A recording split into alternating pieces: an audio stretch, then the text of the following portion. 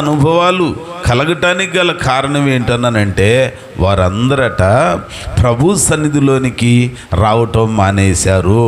దేవుని మందిరంలోనికి, దేవుని ఆలయములోనికి రావటం మానేశారు. దేవుని జనాంగమా, ఈ రాత్రి ఒకసారి మన జీవితాలను పరిశీలించుకోవాలిగా. మనం కూడా ప్రభు దగ్గరికి వస్తున్నాం, ప్రభు పాదాల దగ్గరికి వస్తున్నాం, కానీ మన జీవితాలలో మధ్యకాలంలో దేవునికి దూరం అయ్యామేమో, ప్రభు సముఖానికి దూరం అయ్యామేమో, యెహోవా మందిరావరణములోనికి రావటం మానుకున్నామేమో. తద్వారా మనకు కూడా కొన్ని కరువులు వస్తాయి, కొన్ని ఇబ్బందులు వస్తాయి, కొన్ని శ్రమలు కలుగుతూ ఉంటాయి. అది నాన్న ఇశ్రాయేలీయుల పరిస్థితిని జ్ఞాపకం చేసుకుంటే వారికి కూడా ఇదే సమస్య. ఎందుకు వారికి ఇంత కరువు వచ్చింది, ఎందుకు వారికి ఇన్ని సమస్యలు వచ్చినాయి అనంటే, మొదటిది వారు దేవుని మందిరములోనికి రాకుండా ఆగిపోయారు. రెండవది, ఆ మందిరంలోనికి వారు రాకపోవటం ద్వారా ఆయనకు తీసుకురావలసిన అర్పణలను, పానార్పణను, నైవేద్యమును అవి తీసుకురావటం మానిపోయారు. ఎప్పుడైతే అవి తీసుకురావటం మానుకున్నారో, అవి రాకుండా ఆగిపోయినాయో, వెంటనే జరిగిన కార్యం ఏంటనంటే దేవుని కోపం రగులుకోవటానికి ఇంకొకటి, ఆలయములో పరిచర్య చేసే యాజకులు అంగలార్చారు, దుఃఖపడ్డారు, రోదన చేశారు. తత్ఫలితంగా ఆ మొదటి అధ్యాయం 10వ వచనంలో పొలము పాడైపోయింది, పంటలు పాడైపోయినాయి అని అంటాడు. గమనించాల్సిన విషయం, ఈ రాత్రి చాలామంది ఈ మధ్యకాలంలో, ఈ దినాలలోనండి దేవుని సేవకుని దుఃఖానికి మూలమవుతున్నాం. కానీ వాక్యంలో చూస్తే యెహోవాకు పరిచర్య చేయు యాజకులు అంగలార్చగానే ఆ దినాలలో ఇశ్రాయేలీయులకి బహు కష్టాలు. వారి చేతి పనులు, వారి పంటలు అన్నీ పాడైపోయినట్లుగా, వారి పొలం పాడైపోయినట్లుగా, వారి రాబడి అంతా పతనమైపోయినట్టుగా, రావలసిన దిగుబడి ఏది లేకుండా పోవటం వాక్యంలో మనం చూస్తూ ఉన్నాం. మొదటి అధ్యాయం 11వ వచనంలో అంటాడు, భూమి మీది పైరు చెడిపోయెను. జాగ్రత్త. ఒకసారి ఈ రాత్రి మన జీవితాలను మనం పరిశీలన చేసుకుంటే అనేక సందర్భాలలో చాలా చులకలైన పరిస్థితులలో దేవుని పరిచారకులను మనం మాట్లాడటం చూస్తూ ఉంటాం. ఈరోజు అది నీకు బాగుంటుందేమో కానీ నీకు తెలియకుండానే నీ రాబడి పతనమయ్యే పరిస్థితి, నీకు తెలియకుండానే నీ క్షేమం నీకు దూరం అయ్యే పరిస్థితికి మూలమైద్ది. అంచేత ఈ రాత్రి దేవుని వాక్యం మన జ్ఞాపకం చేసే మాట, దేవుడు మనలను దీవించి మన స్థితిగతులను ఆశీర్వదించి బలపరిచి వర్ధిల్ల చెయ్యాలి అనంటే మనమందరం దేవుని సన్నిధిలో కనపడేవారిగా ఉండాలి. యెహోవా యాజకుల దుఃఖానికి మూలంగా కాకుండా వారి సంతోషానికి మూలమైన వారిగా మనం ఉండాలి. ఈ రాత్రి మన జీవితాలు ఎట్లాగునుంటున్నాయి, మాటలు వింటున్న మన బ్రతుకులు ఎట్లాగునుంటున్నాయి. దాతాను, అబీరాము, ఆ కోరహు కుమారుల గుంపును మనం జ్ఞాపకం చేసుకున్నప్పుడు దేవుని సేవకుడు మోషేకు దుఃఖాన్ని పుట్టించి వ్యతిరేక్తంగా నడిచినప్పుడు భూమి నెరవిడిచి వారిని మృంగెను అని మనం చూస్తూ ఉంటాం.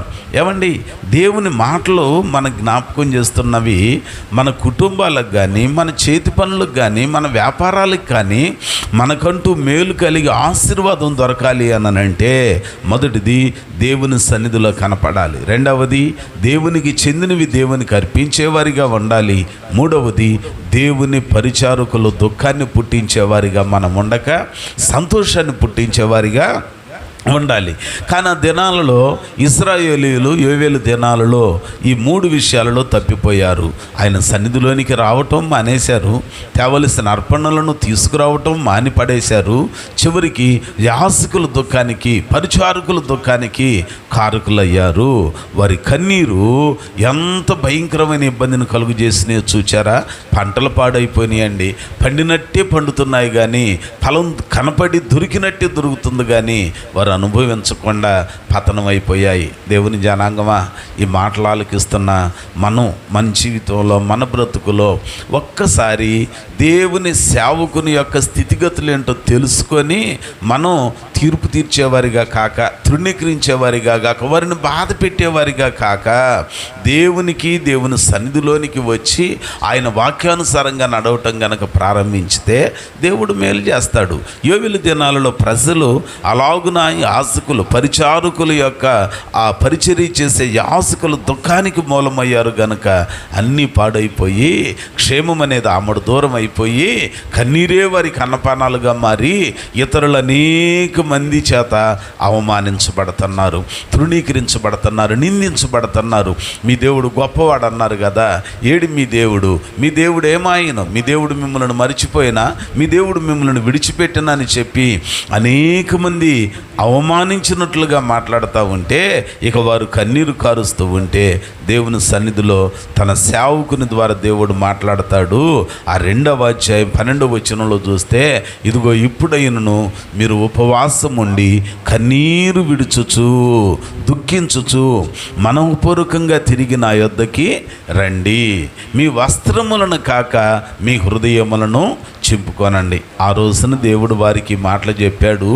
ఈ రాత్రి ఈరోజు మన జీవితాలు కూడా ఎట్లాగునున్నాయో పరిశీలన చేసుకుందాం. ఆలయములోనికి క్రమం తప్పకుండా వెళ్ళి ఆదివారమున ఆయన సన్నిధిలో కనపడి, పూర్వపు దినాలలో నీ గత దినాలలో దేవునికి ప్రాధాన్యతనిచ్చి, దేవుని సేవకుడు చెప్పిన దేవుని వాక్యానికి విధేయత చూపి, దేవునిని సంతోషపెడుతూ దేవుని సేవకుని యొక్క ఆనందానికి మూలమైనప్పుడు నీ కుటుంబం ఎట్లాగున్నది, నీ జీవన సరళి ఎట్లాగున్నది. ఈ రోజున వ్యతిరేక్తంగా మరి తృణీకరించబడిన తర్వాత ప్రస్తుత దినాలలో నీ స్థితిగతులు ఎట్లాగునున్నాయి. వాక్యం ఎవరికైనా ఒకటేనండి, బోధించే మాకైనా ఆలకించే మీకైనా వాక్యం దేవుడు మాట్లాడే మాట. మన జీవితాలలో ఈ చొప్పున మనం నడిస్తే మనం కూడా కీడు అనుభవించాల్సి వచ్చింది.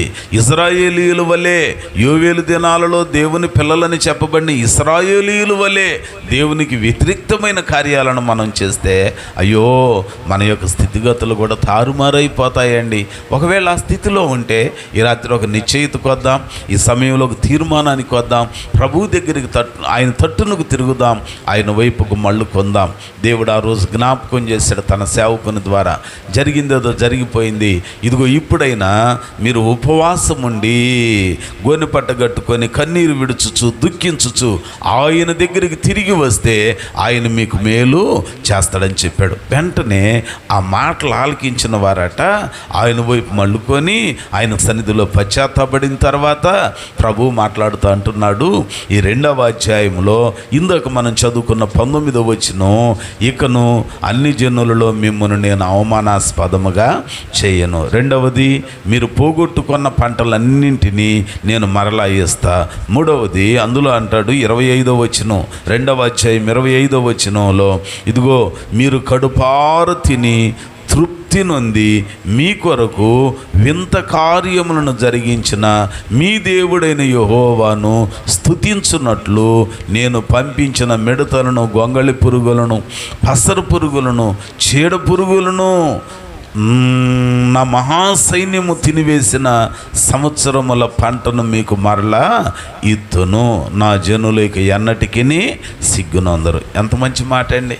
దేవుని వైపు మనం మళ్ళుకుంటే, మనం ఒక్క పని చేస్తే దేవుడు ఇన్ని లాభాలు చేస్తాడు.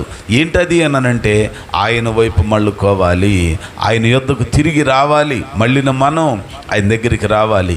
వచ్చిన మనం పశ్చాత్తప్తులం కావాలి. వస్త్రములను కాక హృదయములను చింపుకోవాలి. హృదయములను చింపుకోవటం అనంటే మన పాపాన్ని మనం అంతరంగములో నుంచి పశ్చాత్తాపంతో ఒప్పుకొని విడిచిపెడితే అప్పుడు ఆయన మనకి పోగొట్టుకున్న దానికి రెట్టింపు ఆశీర్వాదాలని ఇస్తాడు. అంచేత ఈ రాత్రి ప్రభు పిల్లలమైన మనం మన జీవితాలని, మన బ్రతుకులని పరిశీలన చేసుకుందామండి. ఈ మధ్యకాలంలో అనేక మంది కష్టాలు అనుభవించడానికి గల కారణం మన ఇళ్ళల్లో దేవుని పరిశుద్ధ గ్రంథాలు ఉంటున్నాయి. దేవుని పిల్లలమని చెప్పుకుంటున్నాం.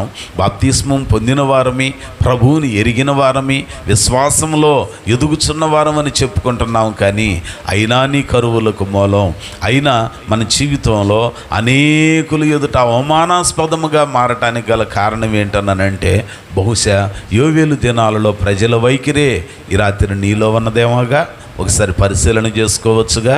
దేవుని సేవకులను దుఃఖపరిచే అనుభవాలలో ఉన్నావా? మందిరానికి దూరం అయిపోతున్నావా? సంఘానికి దూరం అవుతున్నావా? పరిశుద్ధుల సహవాసానికి దూరం అవుతున్నావా?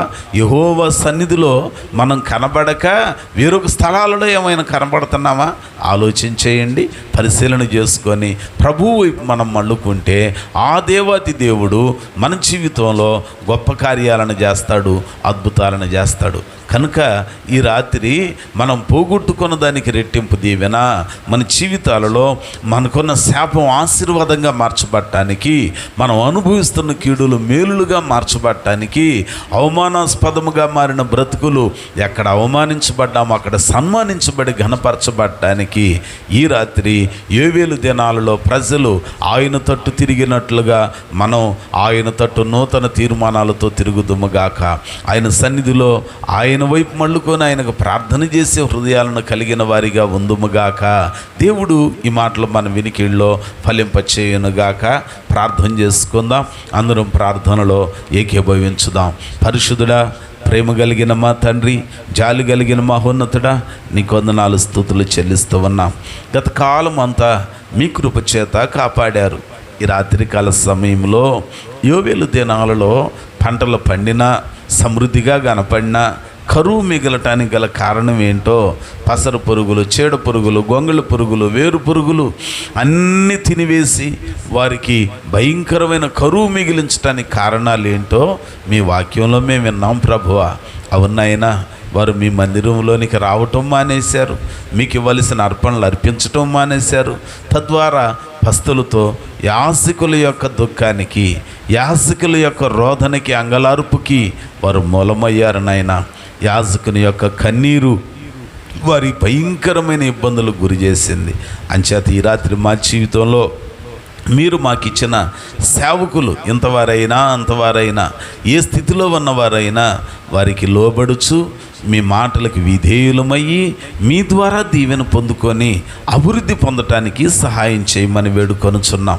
మీ వాక్యంలో మేము చదివిన ఆ వాగ్దానం మా జీవితంలో నెరవేరటానికి సహాయం చేయండి. ఈ రాత్రి చేరి వచ్చిన బిడ్డలలో, మాటలు ఆలకిస్తున్న వారిలో ఎవరైనా ఆరోగ్యం కరువుగా ఉంటే, అనేక మందికి క్షేమం కరువైపోయిన పరిస్థితులలో ఉంటే ఈ రాత్రి వారు నీ తట్టు త్రిప్పబడటానికి, మీ సన్నిధిలో కనపడటానికి, హృదయంలో నుంచి పాపాన్ని ఒప్పుకొని విడిచిపెట్టి వస్త్రాలను కాక హృదయాలను చిప్పుకొని పశ్చాత్తప్తులై మీ ఎదుట మీ ఆశీర్వాదమును పొందుకోవటానికి సహాయం చేయండి. అనారోగ్యంతో అస్వస్థత ఉన్న బిడ్డలని మీరు ముట్టి స్వస్థపరిచి బాగు చేయండి, మేలు చేయండి, నిండు దీవెన కలుగు చేయండి, కృప విస్తరింప చేయండి. అనుదినము జరిగే ఈ ప్రత్యక్ష ప్రసారంతో కూడిన ప్రార్థనా కూడికలలో మెండైన కృపాభిషేకం దయచేయమని యేసు నామమున ప్రార్థన చేసి వేడుకొనుచున్నాం తండ్రి. ఆమేన్.